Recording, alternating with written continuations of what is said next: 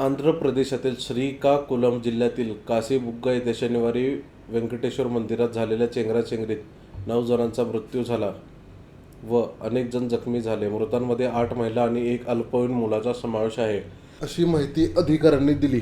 श्रीकाकुलम जिल्हाधिकारी स्वप्नील पुंडकर यांनी यापूर्वी मृतांचा आकडा 10 असल्याचे सांगितले होते.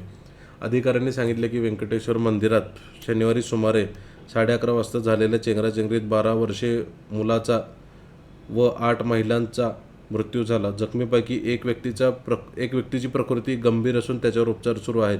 व्यंकटेश्वर मंदिर खासगी असून ते नुकतेच बांधण्यात आले आहे.